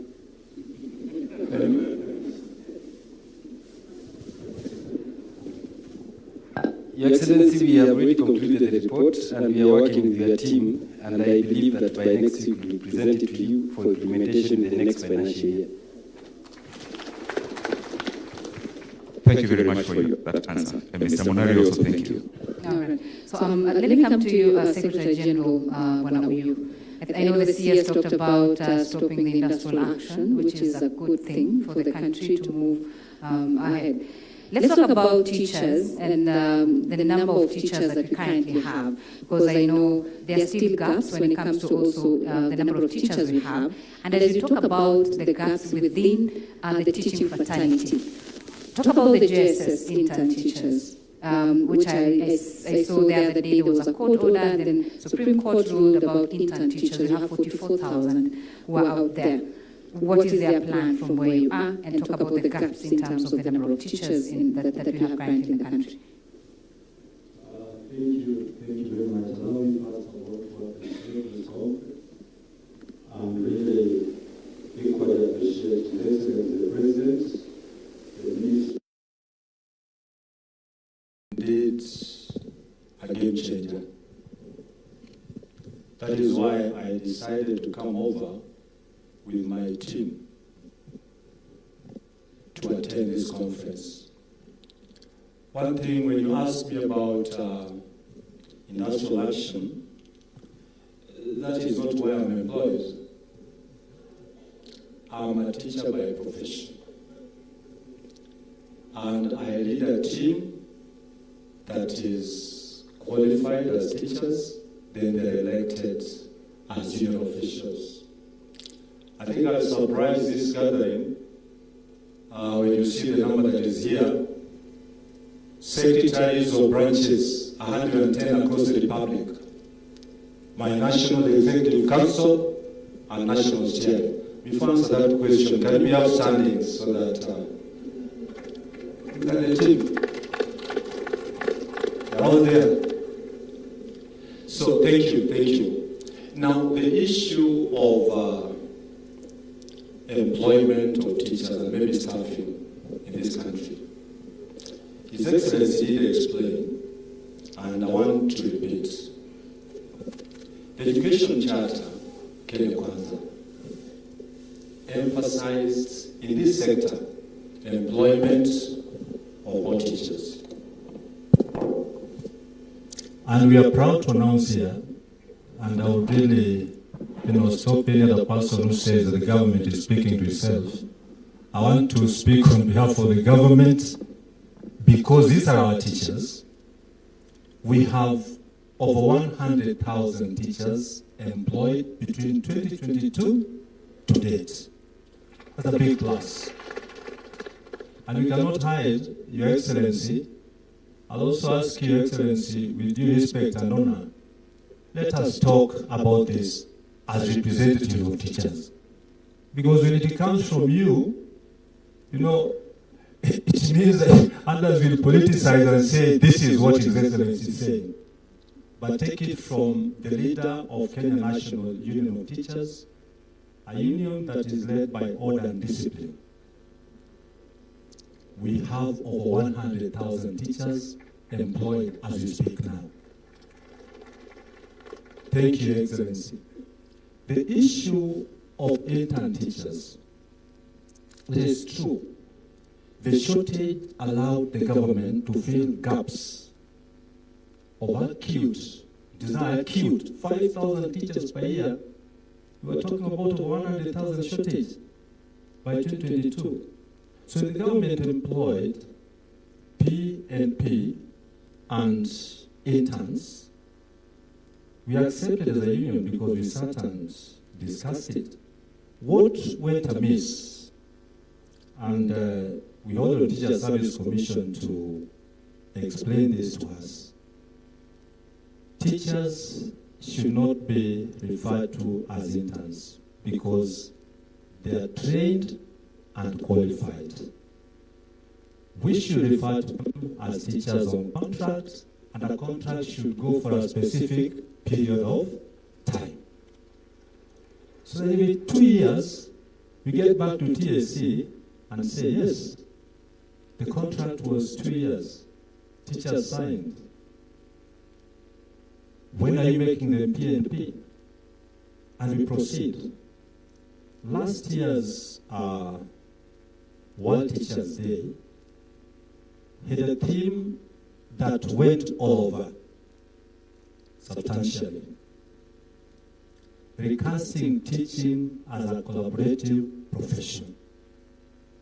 So on issues that we raise, we did not make a lot of noise, but sit with the employer and have this issue solved. And I want to put it across here to all of us. There's a big difference between activism and unionism. Activism thrives on noise, demonstrations, without even going through the structures that are there. Kenya National Union of Teachers depends on structures, and these structures must be followed before we proceed to industrial action. So right now, we visited Teachers Service Commission so that we can agree on when these teachers can be employed on a P and a P. They have to give us reasons why they're still outside, because some will be, intertwined with issues of finance and so on and so forth. But our target, our focus, is to have all teachers in this republic employed on permanent and pensionable terms. But you must sit. Trade unionism of the 21st century is different. I'm a representative of Education International, African Region Zone 5. I represent 7 countries.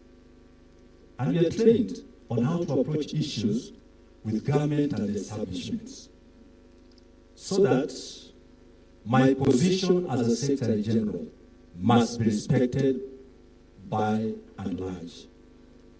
When I make a statement, it is on behalf of those I represent. If you ask them here, none of them will even make a statement before I speak. That is the order and discipline in the 21st century trade unionism. Thank you. Thank you. Thank you very much for at least confirming that what you have said here is correct. But let me also say this to the Teachers Service Commission and before Chair. Let me explain the background for why we discuss the issue of intern teachers. We have 3 issues. We have learners who have no teachers. And then we have teachers who are not employed. And then we have limited resources. What do we do? So we said, let us have a compromise. Let us employ teachers on contract. I think we are going to correct it. We will not. We have no problem saying we thought interns was a good word, but if NAT and the teachers union want us to say contract, we will call it contract. We employ teachers on contract for 2 years with a commitment, firm commitment, that after the 2 years contract, they will transition without any other interview or whatever. They will transition automatically to permanent and pensionable. That is the commitment that I made. That is what I bargained for. Because that way, we solve all the 3 problems in one.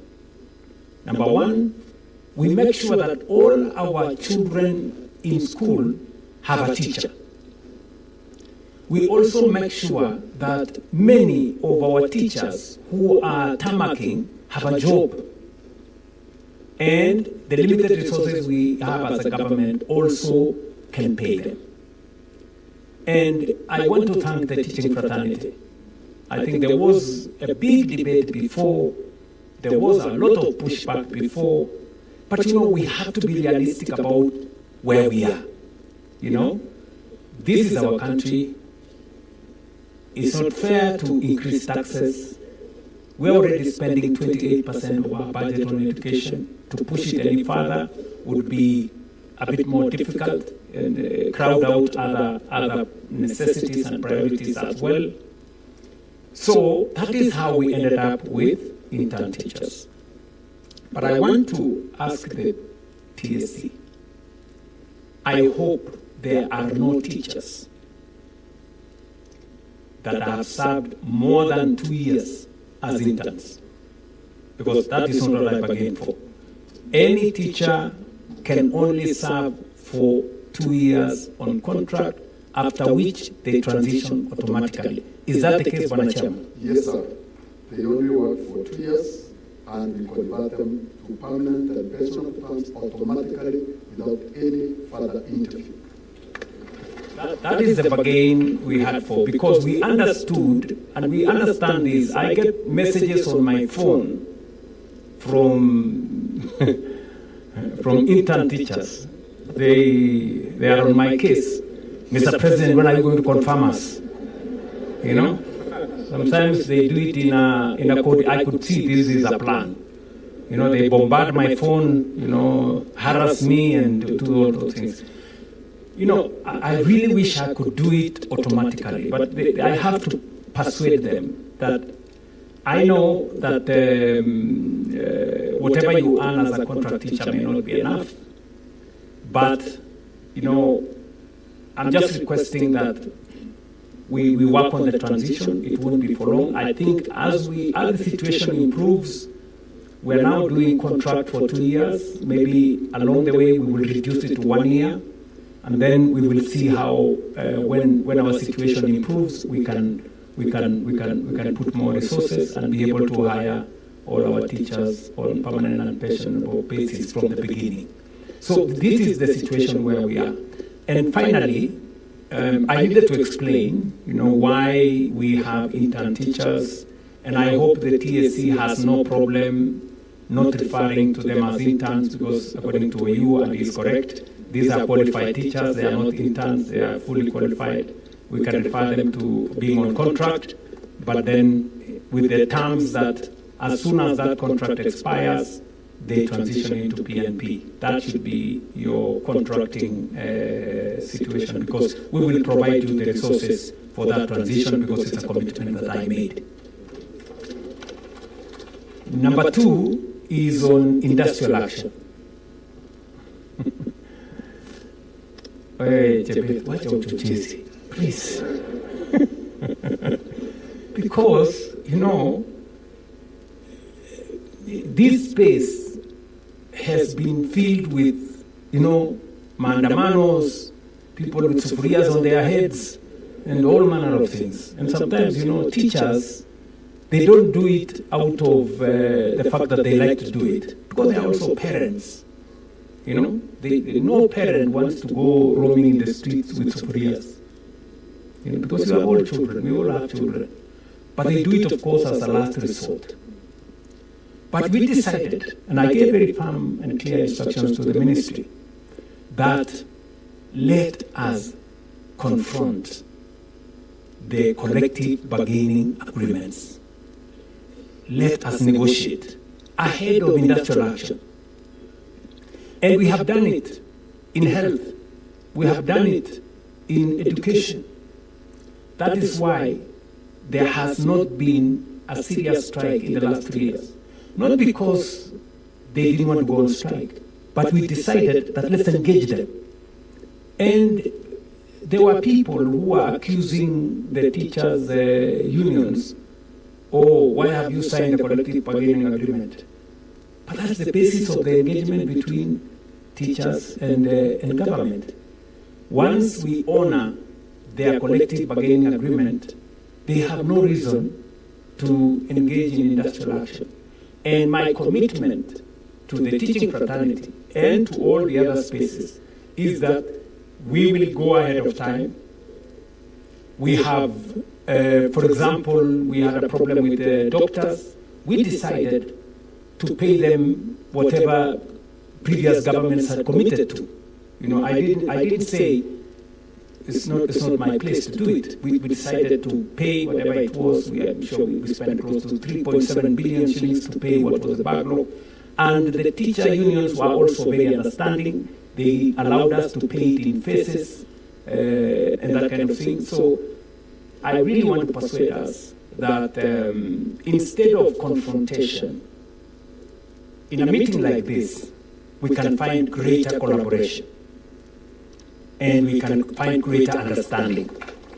And that way, we don't make the business of teaching difficult, we don't affect our learners, and we don't put teachers also at a point where they have to go to the streets instead of being in classrooms. So I think this is what I just wanted to say. Thank you, Excellency. I started by saying it's a good thing for all of us. Thank you so much for that. And let me just bring in Reverend Gad. And you're representing chaplains in our institutions, which we know that they play a critical role in bringing up our children in schools. Maybe just talk about the issues also that you raised earlier on the chaplainship in our institutions and a token, as you call it. And I want to say that I represent both the chaplains. The chaplains are coming from the sponsors, the religious sponsors across all the faiths. They come in to support our education delivery. We have been in the education sector. We have invested a lot, even in infrastructure in the past, and we continue to be ready to continue investing, especially in supporting moral and spiritual formation, which is one of the goals of our education. And we have hundreds and I think now thousands of chaplains in many schools across the country. And the education policy talks about these chaplains should be supplied to the schools at the expense of the sponsor. I think it's only in basic education specifically where the government is not allowed by law to support chaplains. Because in all other sectors, universities, wherever else, the money that may be spent, for example, in basic education, to do moral and formation is, as you have seen in the past recent issue, is called an illegal allocation. Because there's no other way. Because the Act says the government should pay. So as chaplains, we've been talking about this, and we are ready to continue collaborating, and we do, not only in terms of the government paying, but also having a conversation, because I believe it is, as a sponsor, the sponsors can do something, but also that collaboration should be allowed by law. We continue to be happy with the competence-based education. As chaplains, we had a meeting recently and we evaluated the situation. When people get stressed, when people don't have jobs, when people have failed exams, they come to us for counseling.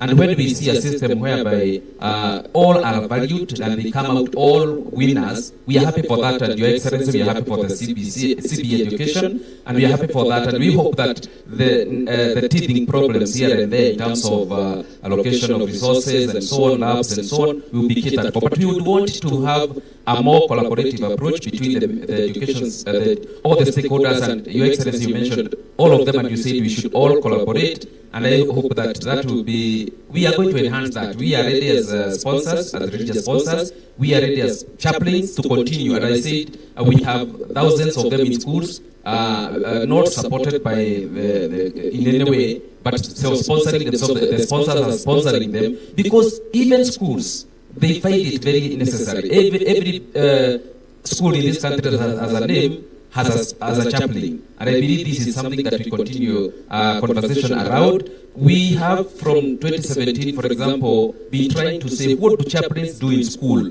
Many of the stakeholders here know we have many chaplains who have been doing work in school, but even principals have not been able to say what they do. In 2017, the Minister of Education came up and said we want to do guidelines on just guiding chaplains what they do. Your Excellency, since that time, nobody wants to finish that process. We've been trying to move and nobody wants to have it completed. I believe that's a very basic guideline, just to tell the chaplains, now that you're in schools, what are you supposed to do? And we sit down together, the minister and all, and ask ourselves, what are they supposed to do? I would encourage that we be collaborative. The religious sponsors are ready to support the system of education. The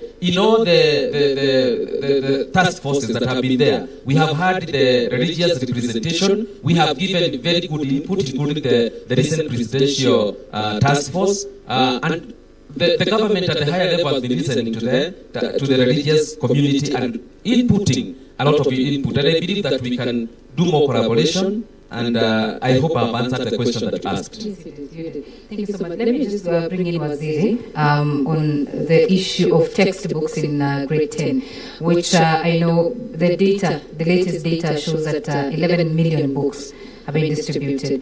Do you have data that shows specific subjects in schools? Because there are few principals who are saying they are yet to receive enough because you find 5 to 6 learners are sharing a book. So is it the difference when it comes to, others actually are saying, is it the principals who took so many students beyond their capacity? So talk to us about that shortage of textbooks, and if there is a database where you can say English, this number of students in this country need these books.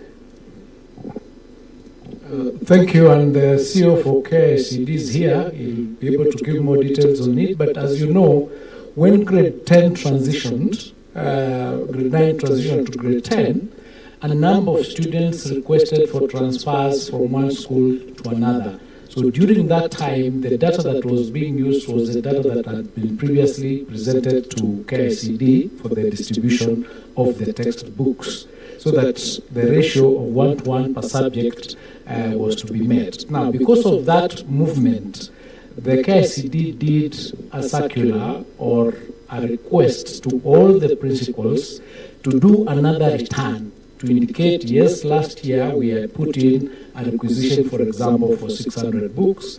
Now we have 620. So that then KICD could then do the rationalization of that process and redistribute the books to the various institutions. Some who had more were asked to return those books, and those who didn't have were requested to give in the information so that they can get it. But easier, I can answer that question more appropriately.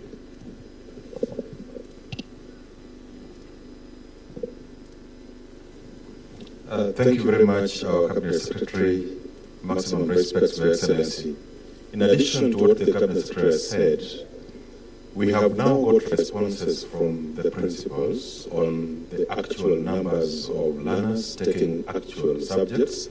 But as we talk today, we have to verify those numbers through our sub-county directors of education so that we are sure that the numbers the principals are giving us are the exact numbers of learners, because we don't want it to run into the problems that took place before verification. We have given that process 1 week, and after that 1 week, we should be able to tell the publishers, now these students in these schools have this shortage, and they'll get back the books before the end of this month. Thank you. Thank you very much. Maybe just so that I can assist from where I sit.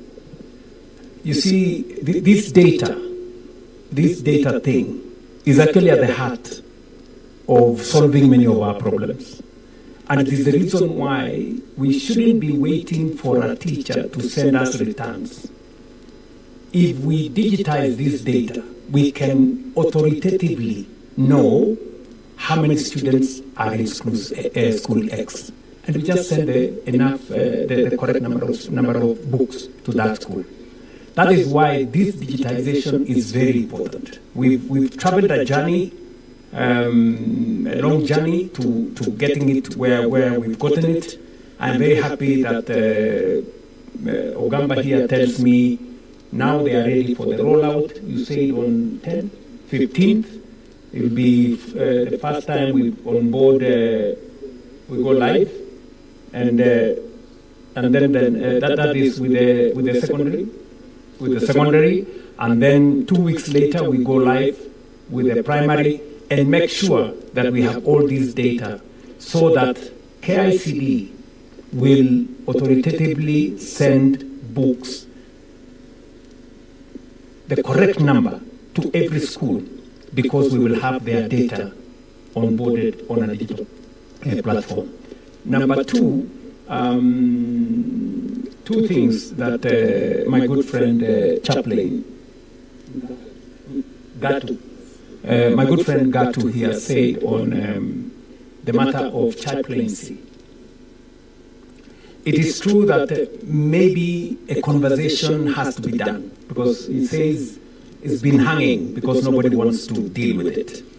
So I think in a forum like this, we need to have a conversation. What is the job of the chaplain? What is the job of guidance and counseling? Who does it? Do we have teachers who do guidance and counseling psychologists, what is the training of the chaplain, what kind of a chaplain, what are the qualifications of a chaplain. Once we have identified what they are supposed to do, then we can have qualifications so that if they are supposed to do job X, they must have the qualifications to accomplish that responsibility. So I think this is the conversation that we need to have. And then we will also need to have who pays them. Okay, we have schools that are sponsored by churches, but we also have schools that are not sponsored by anybody, government schools that are not sponsored by anybody. What happens? You know, that kind of conversation is what needs to be done. And Waziri, I'm sure a forum like this will provide a good space. We can have suggestions, it can be refined, and then it can be approved, and then as government, we can pick them up, take them to Parliament, we create a policy, and then subsequently we generate either regulations or a piece of legislation to guide that process. And finally, to the conversation, I just wanted to bring to the, to buttress what I said about being frontal with engagement. There was a problem with SHA, with teachers, about a month ago, when there was a problem of co-pay, you know. It came to us as because we were trying to protect teachers' money not to be eaten by some of the hospitals that we know. Then some people went overboard. But I'm very happy the minister came with his team, the teachers' unions came with their teams, they sat down and they agreed and sorted out the problem. Now we have clarity on what is going to happen. And I want to say, when I engage teachers, the scheme that they had before was actually working against teachers because they had access to only 900 hospitals. Today, they have access to 9,000 hospitals across the country. Their scheme was good on paper, but was not good in practice. So we have now changed that, and I want to confirm to the teaching fraternity that we are going to make your terms better. Because why? Look, we were paying an average of 24 billion shillings every year for the private insurance. Under SHA, we're going to be spending between 15 and 16 billion. We are saving close to 7 billion shillings every year. Just imagine. Money that was being shared by characters in this town. And they are the ones who are sponsoring all manner of things. Headline this today, they put another headline tomorrow, they put another story, social media, blah, blah, blah. You know, because they have lost, you know, the gravy train. We've stopped the gravy train. But, and that is why when you see all these screaming headlines, oh, SHA is not working, I don't know, the teachers have rejected SHA, I don't know, blah, blah, blah. And you see them in the headline. When you go to read the story inside, there is nothing. It is because it's sponsored, you know, because they want a crisis, so that they take us back where they were making 7 billion shillings every year. I want to promise you that will not happen anymore. Not under my administration. Not when I know where the right thing is. We will stop them. They have eaten enough. So we are going to work with these teachers. Instead of us paying those characters more money, we better improve the terms of to the teachers because they work for it. Thank you so much, Your Excellency, and thank you, our esteemed panelists. We really appreciate your input this day. I just want to give each and every one of us to give our closing remarks. We will end with the President. So we start from Reverend. Give us your last remarks, kindly. As religious sponsors of the churches and chaplains, we are happy to continue collaborating, especially to making the CPE work, based on what I said earlier, that CPE emphasizes on valuing a person for who they are and excluding the discrimination in terms of access and in terms of creating competencies and also giving our children and the citizens a destiny. So we are ready to continue collaborating and working together, and we hope, as I say, that we shall continue collaborating and having more conversations. Thank you very much. Thank you, Reverend.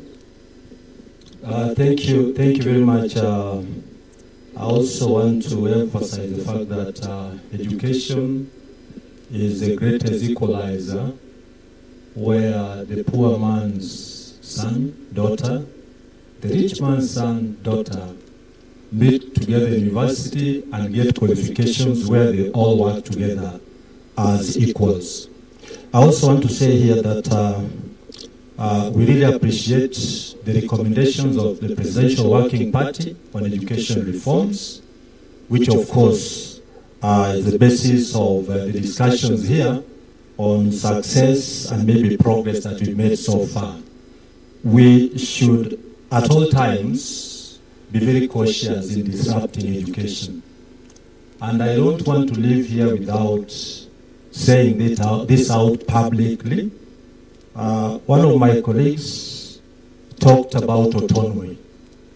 Autonomy for junior school teachers. If you really understand the recommendations of the Presidential Working Party on education reforms and the structures that are there in the recommendations, I think we should be the last people as teachers to talk about autonomy. Because look at it, the education budget is constrained. Then you want to introduce another school again within another institution. Because the clamor here is about leadership for grade 7, 8, and 9. And let us all listen to this.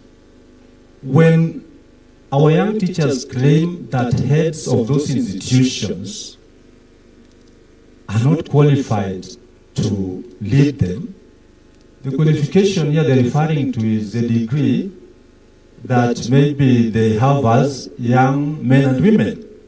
But TSC will confirm here that 90% of our teachers in public schools are graduates. They are graduates. Yes. Head teachers are graduates. So leadership is not about papers. It is experience and how long you've taken to climb to that level. When I came from college, I was the only P1 in that institution. The rest were P4s. I don't even imagine that I should be the deputy head teacher of that institution. So let us get it right and very soberly. The moment we talk about what was not in this recommendation, then we are hell-bent to destroy what we've achieved so far. So leadership is about being firm. You heard about it.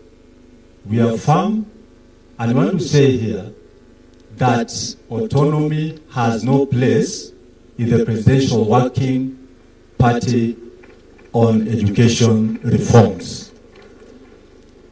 Because grade 7, 8, and 9 successfully domiciled in primary institutions.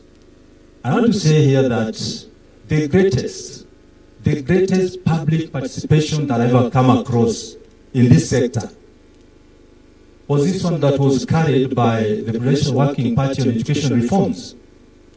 We all participated. So don't bring in what is not in the reforms. That is out of question. So I also want to say here that let us go international on matters education. If we want to go to Singapore, why do we bring ourselves back on matters education by segmenting education again. I want to believe that one time, grade ECD, grade 1, grade 9 to grade 12 will be in one institution. And parents will tell you how they've achieved on matters transition to grade 7, 8, and 9 in expenditure.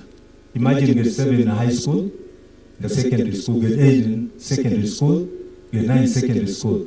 This transition has been very seamless, and I shall forever support the recommendations of the Presidential Working Party on education reforms. Thank you so much. Thank you. Waziri, your last.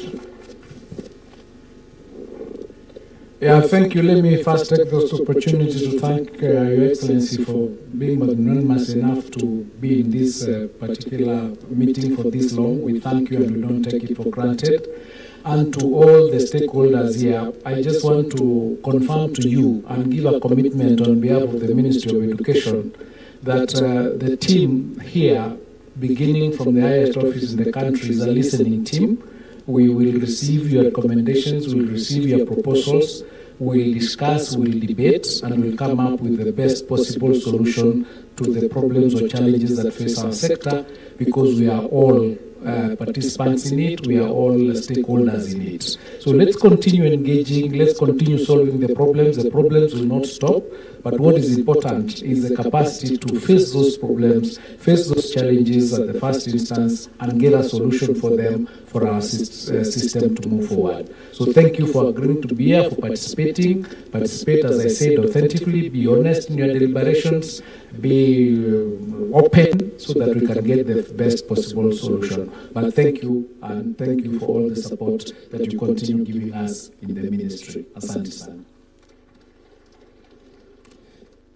For me, I also want to thank His Excellency for the support we are continuing to receive from this current government in our institutions of higher learning, the universities. And I really say that the student-centered funding model, as I said, is a very good model for all of us. And indeed, it's working. But as was pointed out, we still have some challenges, especially the funding gap that was pointed out, and the government is addressing that together with ourselves to see that how best we are able to get over that. And therefore, I would want to say that we continue to work together to be able to make this really work, because that's why we are in this. Thank you very much. Thank you so much, Your Excellency, and again, I appreciate your time. Give us your last remarks. Thank you very much. Let me join the good people who have talked here by thanking everybody. I know that a forum like this brings people from different facets, with different ideas, with different experiences, and that is the hybriding of ideas that we need for us to come up with what is not just good, but what is the best. Number two, this is a forum for us to listen to one another. Without, creating a political storm. It's for people to share ideas with decorum in a place where we all can listen to one another. And as Julius has said, we are ready, we are willing to listen. And that is why we have, when we had issues with funding model, we sat down, we brought stakeholders back again, we listened, and we crafted a compromise position that helps us, all of us, move forward. It's the same with all the other outstanding issues that will be canvassed here. I'm going to give you 2 assignments, but before I do that, I know OU has said about the subject of autonomy, which is a debate with the JSS teachers and all the other people. I am sure you will have a conversation, and if the issue is qualifications, that we want the school to be led by a graduate. I think already 90% of the people who are leading schools as are graduates. So I think that's a conversation that can be done without too much friction and create understanding. But let me say the following. I agree, and I am very proud of the outcome of the Presidential Working Party. I think we had 20,000 representations. Those are very comprehensive public participation exercise. And it took time. I even had to increase the time. I think we went all the way to about 8 months of consultations around the country. But let me say the following. I have had two experiences. Lenana School in Nairobi. I went to Lenana School and asked the school, because you have a whole 200 acres, that quite a bit of it is bush, please let us build a primary school.